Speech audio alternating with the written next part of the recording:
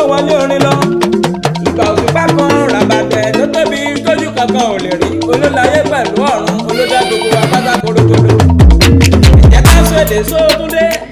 Igbe kíké tẹyẹ àròyé lásán ti bàtà òjàre. Igbe kíké olókùnrin kò jọ tẹyẹkẹyẹ nígbó. Ọjọ́ tá a bí ní sáyé kèrè nìkan. Ọjọ́ tí Abdulsalam Ọpẹ́yẹmí Ajoyè bomi ayé mo ní kì í ṣàwàdà rárá o. Èrò tí roko ti láwọn òroko mọ́. Èrò tí rodò ti bà kékọ́rí. Wọ́n láfi bá àwọn bábá lọ́jọ́ òní dúpẹ́ lọ́wọ́ Ọlọ́run ọba àláwùrà. Ọpẹ́yẹmí Ajoyè pẹ̀lẹ́ ọlọ́jọ́ bí òní. Ẹ̀yin ayé máa ń dán ni òǹdẹ títí ayé àìnípẹ̀kun. Ògbó bólúmọ́ ti ń bẹ lẹ́gbàá tí ò yí padà láéláé. Ajoyè àrẹ̀sà níyàn nílé tí wọ́n gbé bí ọlọ́mọ. Àrẹ̀sà àtètè ọmọ bárí ọlá ẹgbẹ̀ẹ́dọ́gbọ̀n igi. Ìnádẹ̀gùn ọmọ abérò sódì.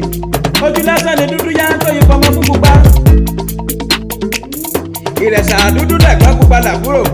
Akínyòyè ọmọ ẹrú tó pẹ́ lọ ní mọ́dẹ́. Gbèní n ò gbèní nání bẹ́rẹ̀ àrẹ̀sà nú. Wọlé òbúgbò gan ní yá mọ́dẹ́ lára. Pẹ̀lẹ́ ọmọlọ́pàá ẹ̀kan tìrìgẹ́. Ńlẹ̀ ọmọlọ́pàá ẹ̀kan tìrìgẹ́. Èyí tó dìdí bọlẹ̀ lájèjì. Ogun bẹ́ẹ̀ ni kò kúkúrú ló fi mọ̀ wọ́lẹ̀ gẹ́rẹ́ bí aṣọ. Àjèjì mo kúnlẹ̀ kéètàn. Mo tún rí kí n tó kí sọ́sọ́. Mo dọ̀bálẹ̀ kéèbà. Happy birthday ìgbà ọdún ọjọ́ kan ní òmò jẹ́ fún yín lọ́lọ́ ọlọ́wọ́ bá àláwùrà. Màmá Sùmáyà, màmá Rọ̀yánì Àríkí Adé, aya rẹ̀ lọ́ọ̀dì ọkọ, ló ní wí fún yín pé ẹgbẹ́ bí olóyẹyẹ ti yẹ, ẹgbò bí olóyẹyẹ ti yẹ. Ẹgbò bí olúróńgbó tó fọmọ owó sóńdè lọ́jọ́ àná. Èyí tó jẹjẹjẹ bí abẹ́rẹ́ tí òjú padà láíláí lọ́lọ́ ọlọ́wọ́n bá ẹ̀lẹ́tẹ́ni tí ka èèyàn. Happy birthday ìgbà ọdún ọjọ́ kan ní òmò jẹ́ fún yín o. Tẹ́ bá ní pé ta ló kọrin ewì tó dùn tó ṣe gbọ́ létí. Ẹ máa wí fún wọn pé mi ní táṣú èdè.